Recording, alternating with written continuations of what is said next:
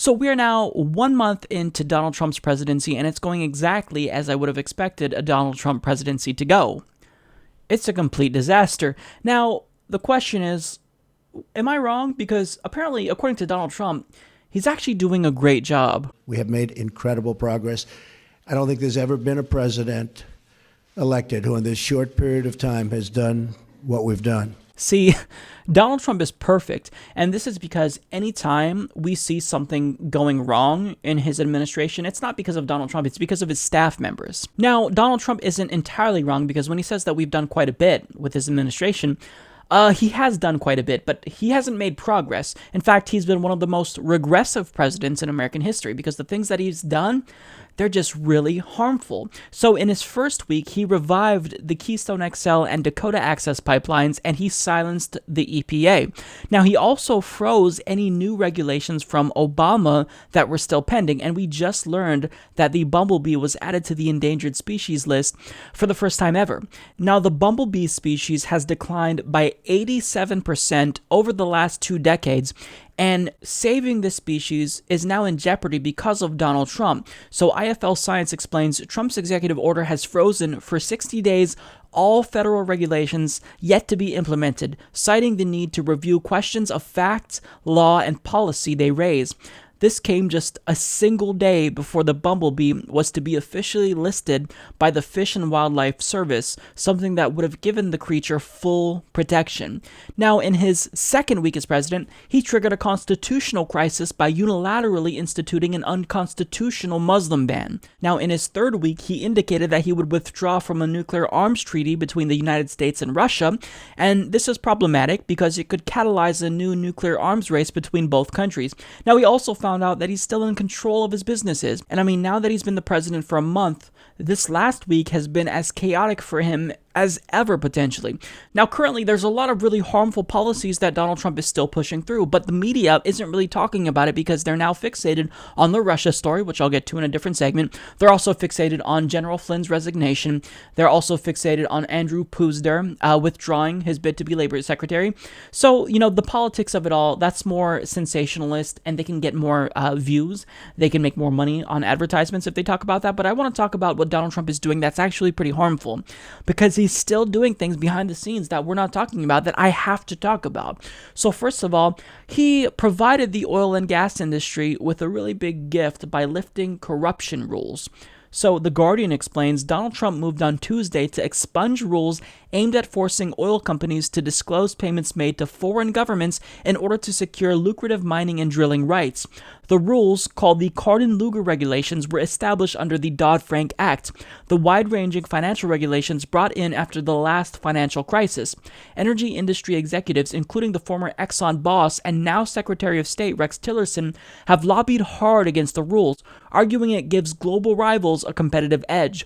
The rules are actually aimed to fight corruption, and critics charge that Tuesday's move handed an astonishing gift to the American oil lobby. Now, he also overturned Resolution 38, which is a regulation that prohibited coal mining companies from dumping debris in rivers and streams. So he's making it legal for them to pollute our water supply. Now, I rarely give Donald Trump credit, but I did commend him in his second week for choosing to leave an executive order from Obama intact that prohibits companies with federal government contracts from discriminating against LGBT employees.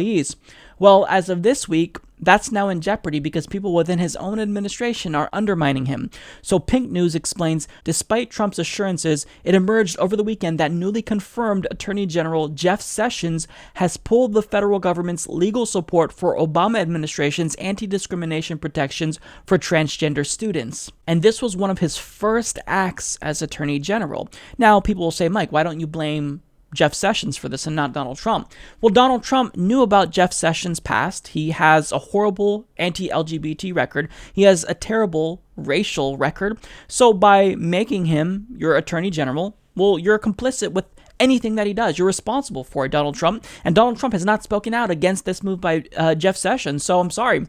this falls under the responsibility of Donald Trump. Now, speaking of civil rights, Donald Trump had a bad week because the FBI released files that were really embarrassing to Donald Trump that proved that he does have a racist past.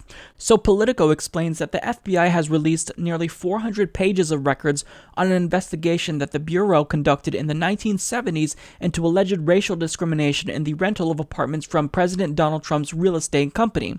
The files detail dozens of interviews the Bureau conducted with Trump building tenants, management, and employees, seeking indications that minority tenants were steered away from housing complexes. Most of those interviewed said that they were not aware of any discrimination. However, some of the records recount the stories of black rental applicants who said they were told no apartments were available, while whites sent to check on the same apartments were offered leases. Now, when it comes to the Arab-Israeli conflict, well, during his campaign, Donald Trump said that he would act to negotiate a peace deal between Palestine and Israel.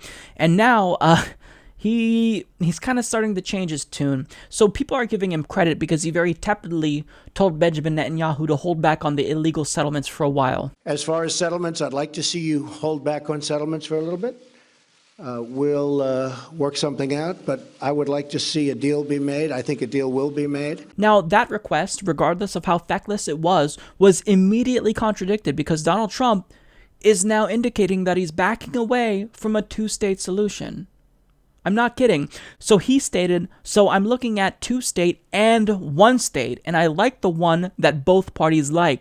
Trump said as Netanyahu audibly chuckled, I'm very happy with the one that both parties like. I could live with either one. I thought for a while that two-state looked like it may be the easier of the two, but honestly, if Israel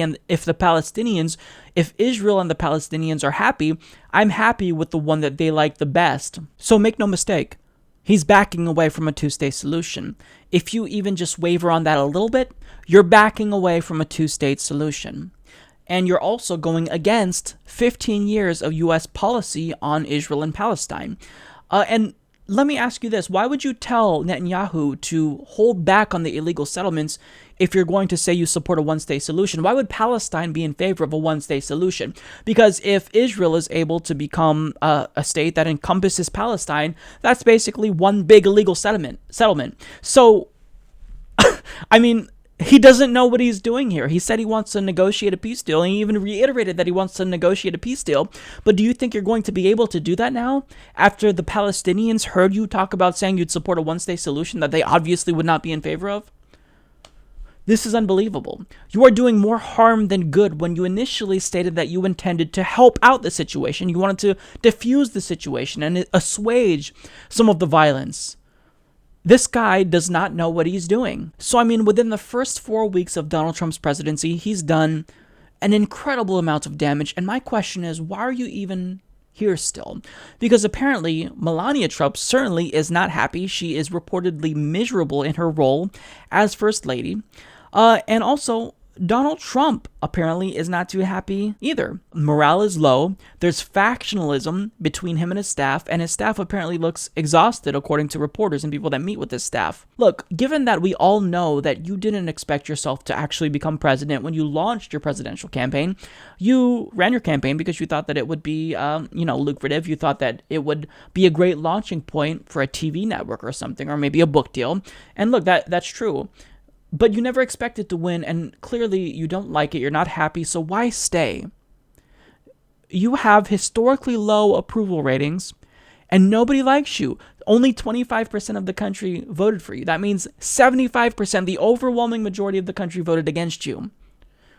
So why? Why stay? Do us all a favor and leave. Now, I'm not saying that Mike Pence is less harmful. I actually think politically he's more harmful than Donald Trump. But, I mean, if Donald Trump is not happy and he's just fucking everything up, why would you stay? Just resign. It'll be a disaster. It'll be embarrassing. But the quicker that we can forget about you, the better it'll be for all of us, and presumably you as well. Support this podcast by joining the independent progressive media revolution today at humanistreport.com.